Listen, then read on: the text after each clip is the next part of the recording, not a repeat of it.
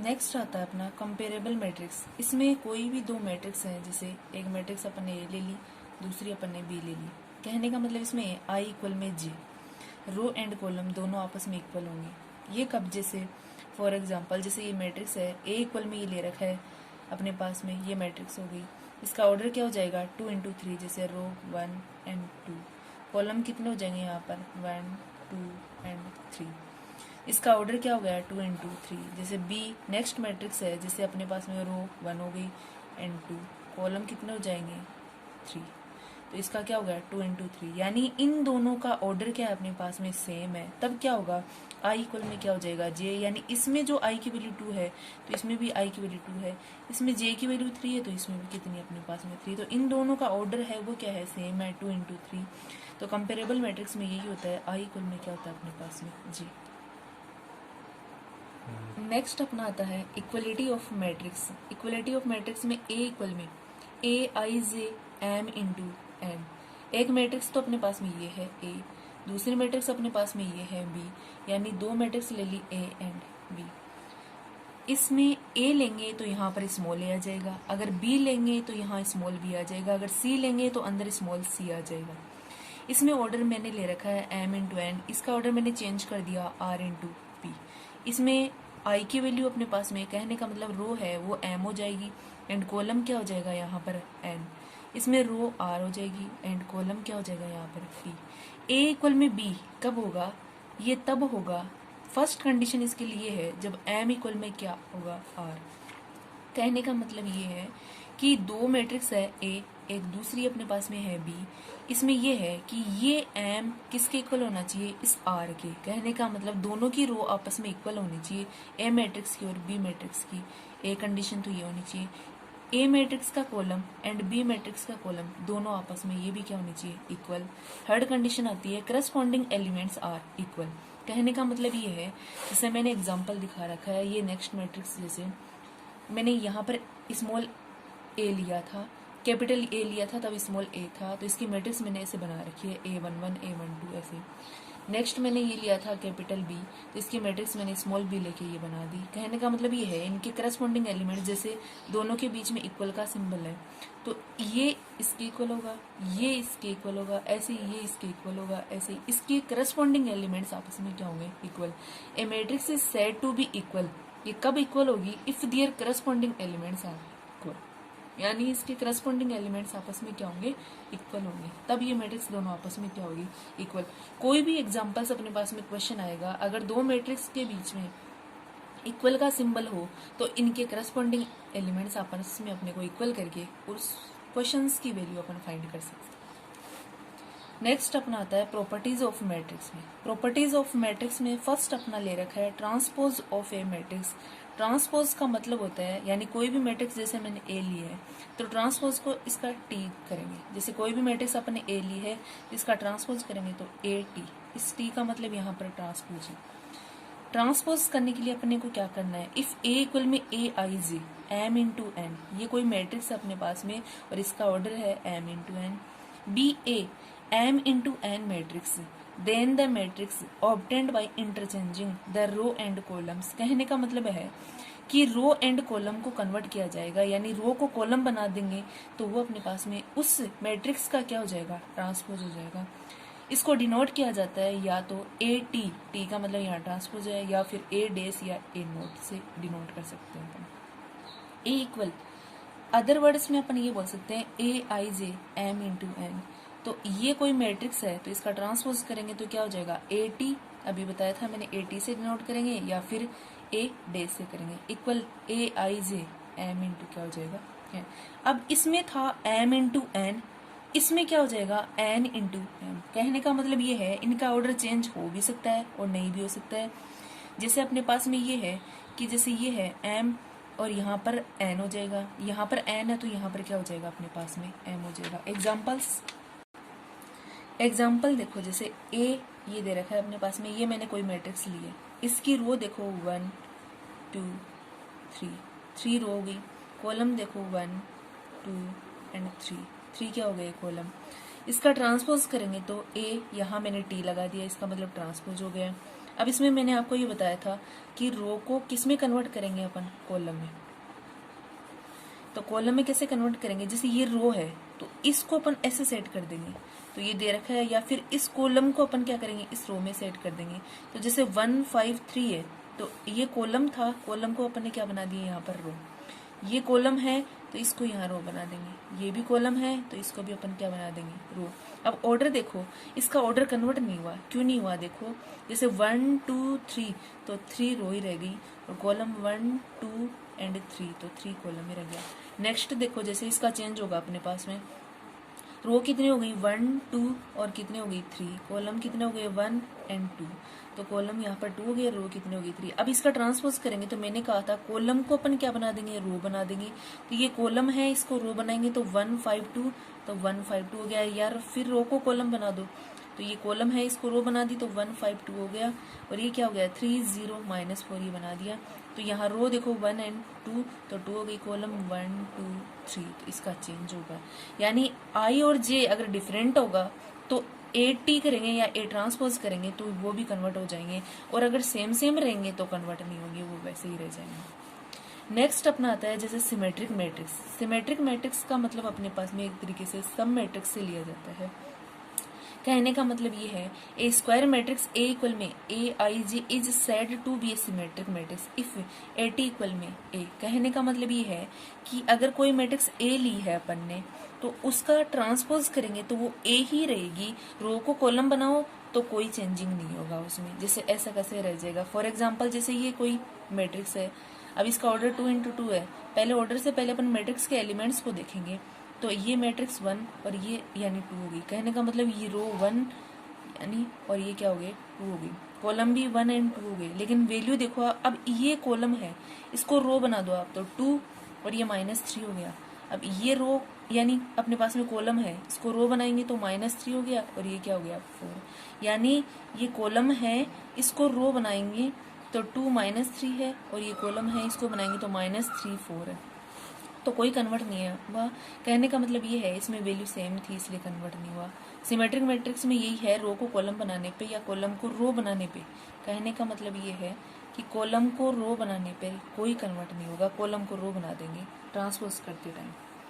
Next अपने पास में ये है ए इक्वल में, जैसे नेक्स्ट एग्जाम्पल ले रखा है मैंने, यहाँ इसका ऑर्डर 3 × 3 का है, ये अपने पास में कॉलम हो गया, इस कॉलम को रो में सेट करेंगे तो ऐसे बन जाएगा ए एच जी, ऐसा कैसे, ये कॉलम है, इसको रो बनाएंगे तो एच बी एफ हो गया, ये कॉलम है, इसको रो बनाएंगे तो जी एफ सी हो गया, और ऑर्डर वो का रहेगा क्योंकि 1 2 और 3, तो 3 रो हो गई, और 1 2 और 3, तो ये क्या हो गया 3 कॉलम। नोट, मेन जो पॉइंट है यहाँ पर ये है, in symmetric matrix all elements are equal at equal distance with respect to principal diagonal. Means कहने का मतलब ये है ए आई जे इक्वल में ए जे आई। अब मैं आपको ऐसे बता देती हूँ, इसका मतलब ये है यहाँ पर, जैसे मैं अगर A1 2 कोई भी एलिमेंट फाइंड करूंगी, जैसे A11 हो गया, A12 फाइंड हो गया, यानी ये A11 हो गया और A12 हो गया। अगर जैसे यहाँ पर आई की वैल्यू इससे क्या हो जाएगी 1, और इससे जे की वैल्यू कितनी हो जाएगी 2। अब मैंने बताया था ए आई जे, तो ये बन गया ए आई जे, इसके इक्वल में ये हो जाना चाहिए ए जी आई, यानी ये दोनों आपस में इक्वल होने चाहिए। तो इसका ए जी आई करेंगे तो क्या बनेगा ए, और जे की वैल्यू इसमें कितनी थी 2, और आई की वैल्यू कितनी थी 1। तो अपने पास में A12 और A21 की वैल्यू क्या होनी चाहिए, यहाँ पर सेम होनी चाहिए।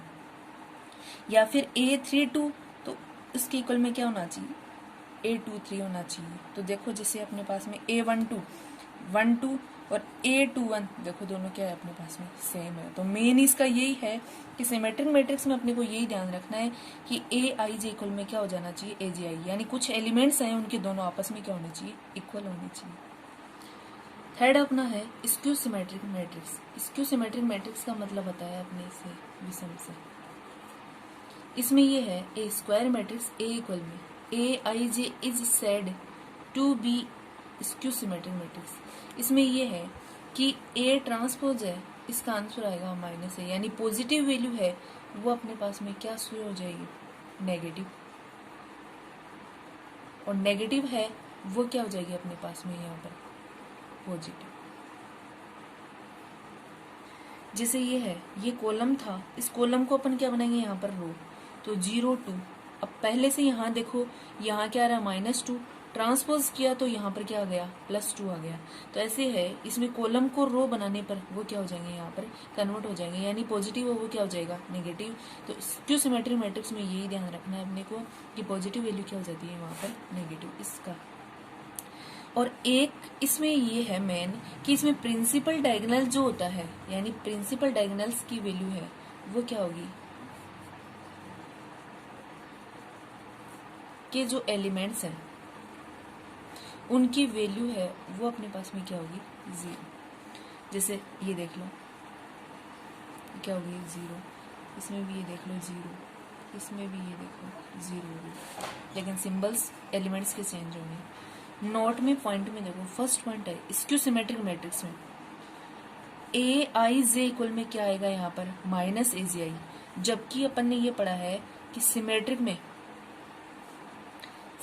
में तो क्या होगा AIJ इक्वल क्या होगा AJI, और स्क्यू सिमेट्रिक में अपने पास में क्या होगा AIJ इक्वल क्या होगा -KAJI। सेकेंड पॉइंट ये है all the diagonals elements of a skew symmetric matrix are 0, यानी डायगोनल्स के जो एलिमेंट्स है स्क्यू सिमेट्रिक में वो क्या होंगे 0। ये भी मैंने आपको बता दिया। जैसे दे रखा है अपने पास में A11 इक्वल में क्या होगा माइनस का आ जाएगा, मैंने पहले ही बता दिया था कि स्क्यू सिमेट्रिक में क्या आएगा माइनस। फॉर एग्जांपल जैसे ये दे दे आपको कि A11 को कोई भी कांस्टेंट वैल्यू से मल्टीप्लाई करेंगे तो आपको पता ही है मल्टीप्लाई में वो किस में चला जाएगा डिवाइड में, तो A11 की वैल्यू कितनी आएगी 0। ऐसे A22 आ जाए यानी 2A2 हो जाए तो इससे भी क्या निकलेगा यहाँ पर 0। थर्ड पॉइंट है for any matrix A and B, कोई भी दो मैट्रिक्स है, एक A है दूसरी क्या है B है, फॉर एडिशन एंड मल्टीप्लीकेशन दोनों में ही, देन देखो यहाँ पर A प्लस माइनस यानी दोनों ले रखे हैं B, इन दोनों का अगर ट्रांसपोज करेंगे तो क्या होगा A के ट्रांसपोज हो जाएगा और B का क्या हो जाएगा ट्रांसपोज, यानी प्लस के लिए भी और माइनस के लिए भी। वेयर सेकेंड पॉइंट देखो अपने पास में KA ट्रांसपोज है, कहने का मतलब ये है कि K यानी ये एक तरीके से कांस्टेंट वैल्यू है, अगर इसका ट्रांसपोज करेंगे तो K कांस्टेंट वैल्यू तो बाहर रह जाएगी और A का क्या हो जाएगा यहाँ पर ट्रांसपोज, यानी K इज एनी कांस्टेंट, कोई भी कांस्टेंट लिया है। नेक्स्ट थर्ड ये है AB यानी मल्टीप्लाई में यहाँ पर इनका ट्रांसपोज करेंगे तो A का ट्रांसपोज करेंगे और B का ट्रांसपोज। इसमें ये होता है कि B का ट्रांसपोज है वो तो पहले आएगा और A का ट्रांसपोज क्या आएगा बाद में, इसका ध्यान रखना है अपने को कि A B दोनों का ट्रांसपोज करेंगे तो B का ट्रांसपोज पहले होगा और A का क्या हो जाएगा बाद में, ऐसे मल्टीप्लाई होंगे। फोर्थ अपना आता है if A is a square matrix then, first point ये है A प्लस के AT is a symmetric matrix, यानी अगर बीच में प्लस का सिंबल आता है A और A ट्रांसपोज, इन दोनों के बीच में अगर प्लस का सिंबल आता है तो कौन सी मैट्रिक्स होगी वो सिमेट्रिक मैट्रिक्स होगी। सेकंड A माइनस AT यानी नेगेटिव, जब A और A का ट्रांसपोज में माइनस सिंबल आता है तो कौन सी सिमेट्रिक मैट्रिक्स होगी स्क्यू सिमेट्रिक मैट्रिक्स होगी, और पॉजिटिव आता है तो सिमेट्रिक और नेगेटिव आता है, यहाँ पर अगर पॉजिटिव आएगा तो सिमेट्रिक, नेगेटिव आएगा तो कौन सी होगी स्क्यू सिमेट्रिक। थर्ड अपने पास में ये है A ट्रांसपोज, इन दोनों के बीच में मल्टीप्लाई है, अगर ऐसा करेंगे तो मैंने अभी बताया था कि A B इन दोनों का अगर ट्रांसपोज है तो मैंने बताया था B ट्रांसपोज पहले होगा और A बाद में, ऐसे होगा। ऐसे ही इसमें होगा A का ट्रांसपोज पहले आएगा और A बाद में आएगा, ये कौन सी मैट्रिक होगी अपने पास में सिमेट्रिक मैट्रिक्स होगी। अगर ट्रांसपोज के ऊपर ट्रांसपोज है तो उसका आंसर क्या होगा A, यानी कोई भी मैट्रिक्स है उसका अगर ट्रांसपोज करेंगे, अंदर भी ट्रांसपोज है और बाहर भी क्या है ट्रांसपोज है, उस कंडीशन में क्या होगा अपने पास में वापस जो मैट्रिक्स अपन लेते हैं क्वेश्चन में वो की हुई आ जाएगी। अगर डेज के ऊपर डेज है तो वो भी क्या आएगा आपका वापस मैट्रिक्स ही होगी। Any square matrix can be expressed, जैसे ये है, इसका मैं एक बार पहले एग्जांपल दे देती हूँ। जैसे 1 5 मैंने कोई मैट्रिक्स ले ली है और यहाँ मैंने इसका ऑर्डर, जैसे रो कितनी हो गई 1 और ये कितना हो गई 2 और कॉलम कितना हो गया सिर्फ 1। अब ये A इक्वल में चल रहा है, इसका मैं ट्रांसपोज करूंगी तो A ट्रांसपोज करूंगी, तो मैंने क्या कहा था कॉलम को क्या बनाना है अपने को रो, तो कॉलम ये है अपने पास में, इसको रो बनाएंगे तो क्या हो जाएगा 1 and 5। अब रो कितनी बन गई यहाँ पर 1 और कॉलम कितने हो गए 1 2, तो ये 2 हो गया। मैंने क्या कहा था, अपने को क्या करना है, ए के ट्रांसपोज कर रखा है अपने, फिर से इसका क्या करना है, ट्रांसपोज। उस कंडीशन में मैंने आपको बताया था कि अपने पास में क्या है, कॉलम है, उसको क्या बना देना है, रो। तो कॉलम ही अपने पास में जैसे ये है, तो इसको रो बनाएंगे तो अपने पास में ऐसे हो जाएगा, तो वापस क्या आ जाएगा 1 और क्या आ जाएगा 5, तो जो लिया था। और ऑर्डर रो कितनी हो गई 1 और क्या हो गई 2, यानी कॉलम फर्स्ट ये था, कॉलम को रो बनाना है तो कॉलम कितना है 1 लिख दिया मैंने।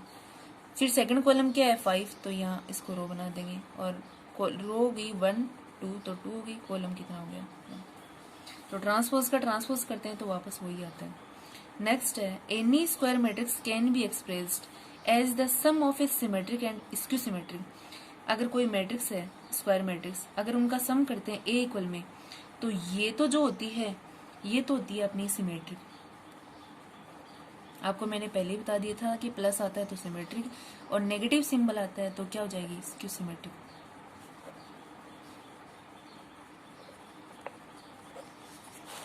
Where A is a square matrix, यानी ए प्लस ए ट्रांसपोज क्या होगा सिमेट्रिक, और नेगेटिव होगा तो कौन सा होगा स्क्यू सिमेट्रिक। नेक्स्ट अपने पास में आता है एग्जाम्पल। देखो बुक के एग्जाम्पल्स हैं ये अपने पास में। फर्स्ट कोई एग्जाम्पल है, the order of A is 3 into 5, यानी कोई मैट्रिक्स है ए, उसका ऑर्डर है 3 into 5, and R is a row matrix, R कोई रो मैट्रिक्स है, then write the order of R. मैंने आपको बताया था कि रो मैट्रिक्स है, उसका ऑर्डर होता है अपने पास में क्या 1 into n। मैंने पीछे डेफिनेशन में बता रखा है कि उसमें रो की वैल्यू कितनी होगी 1। तो अगर इसका ऑर्डर अपने पास में पूछा है, write the order of R, row matrix का ऑर्डर पूछा है, ये तो अपने पास में ए मैट्रिक्स है उसका दे रखा है, ओनली फॉर अपने को फाइंड करना है किसका, रो का।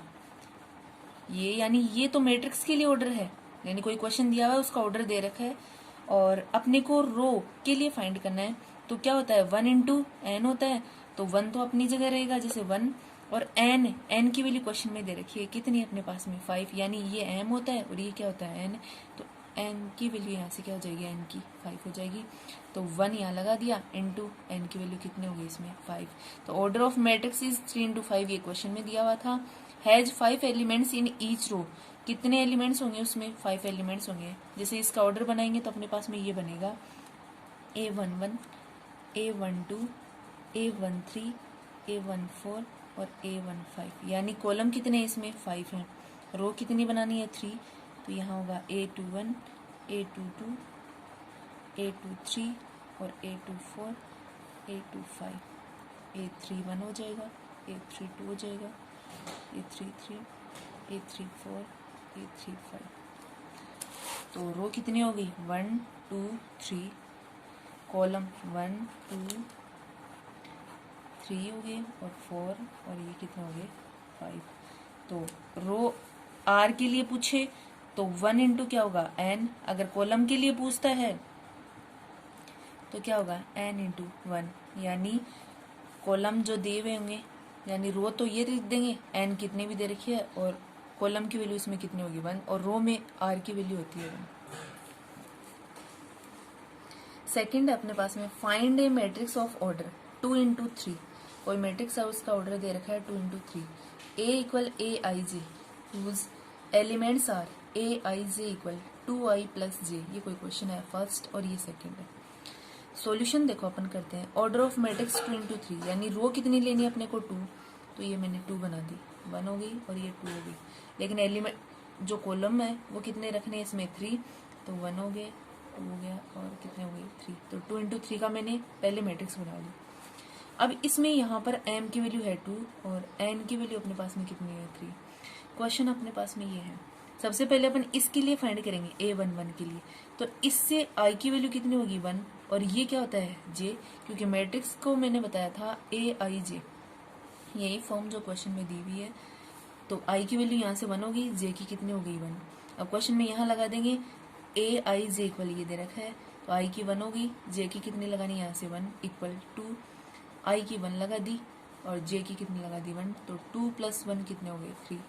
ये A11 की वैल्यू कितनी आ गई 3। सेकंड फाइंड करेंगे A12 के लिए, तो यहाँ से i कितना हो गया 1 और j कितना हो गया 2।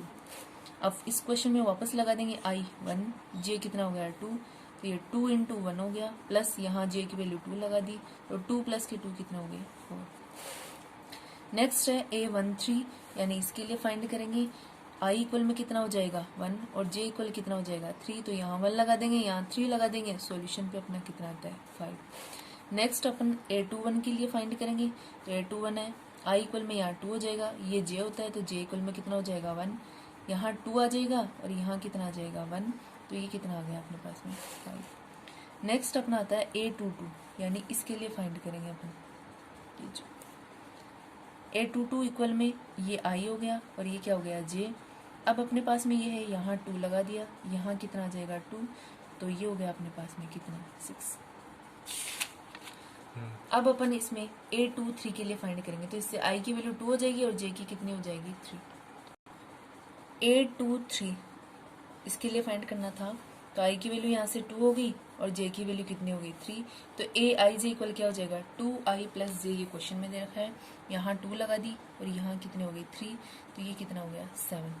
अब अपने पास में ये टोटल वैल्यू देख लेंगे, A11 3 आया, A12 4 है, A13 5 है, A21, ये सारी वैल्यू अपन क्या करेंगे कंप्लीट वैल्यू है जो अपन ने रिक्वायर्ड मैट्रिक्स यानी मैट्रिक्स जो बनाई थी 2 इंटू 3 के ऑर्डर में, यानी अपन ने बनाई थी A11 A12 A13 A21 A22 और A23, ये बनाई थी। और अब अपन ने जो ये मैट्रिक्स बनाई थी इसमें ये टोटल वैल्यू इसमें पुट कर देंगे, यहाँ A11 की 3 यहाँ रख देंगे सब में और ये मैट्रिक्स अपने पास में आ जाएगी। थर्ड एग्जाम्पल है 4 what values of x, y and z, इनकी वैल्यू अपने को फाइंड करनी है। Matrix A and B are equal. Question में ये कहा है सबसे पहले कि A और B मैट्रिक्स है वो दोनों आपस में क्या है इक्वल है। मैंने आपको ये बताया था अगर कोई मैट्रिक्स आपस में इक्वल होती है तो उनके करस्पॉन्डिंग एलिमेंट्स हैं वो भी क्या होंगे आपस में इक्वल होंगे। तो अपने पास में ये है कि इसका जो ये एलिमेंट है वो इसके इक्वल होगा, जैसे ये एलिमेंट है ये इसके इक्वल होगा, लेकिन अपने को फाइंड वैल्यू करनी है यहाँ पर x, y एंड z की। तो जो x, y, z जिस भी टर्म में एलिमेंट्स में है वही एलिमेंट्स अपन ले लेंगे। तो इसमें थर्ड एलिमेंट्स x प्लस के 3 इक्वल में 6, इसमें ये और ये दोनों ले लिए। A है तो मैंने आपको पहले ही बता दिया था अगर कैपिटल A लेंगे तो अंदर कौन सा आएगा स्मॉल a, अगर कैपिटल B लेंगे तो अंदर कौन सा आएगा स्मॉल b। अब A and B are equal matrix, ये क्वेश्चन में दे रखा है, तो इनके करस्पॉन्डिंग एलिमेंट्स क्या होंगे अपने पास में इक्वल होंगे। तो इसका ये एलिमेंट्स है ये इसके इक्वल हो जाएगा। यहाँ से अपन x की वैल्यू फाइंड कर लेंगे तो ये प्लस का है, आगे जाके माइनस का हो जाएगा, ट्रांसफर करने पे x की वैल्यू 3 आ जाएगी। तो x प्लस की 3 इक्वल 6 है, तो यहाँ से ये पॉजिटिव वैल्यू है ये क्या हो जाएगी नेगेटिव, और x इक्वल में कितना आ जाएगा 3। नेक्स्ट जैसे ये लिया था y माइनस के 4, ये -2 इसके इक्वल हो जाएगा, तो -4 है पॉजिटिव हो जाएगा और y की वैल्यू यहाँ से कितनी आ जाएगी 2। नेक्स्ट अपने पास में ये है 2z, तो इसके इक्वल में ये एलिमेंट हो जाएगा, इसका करस्पॉन्डिंग यही है, तो 2z इक्वल में कितना हो जाएगा 6, तो z की वैल्यू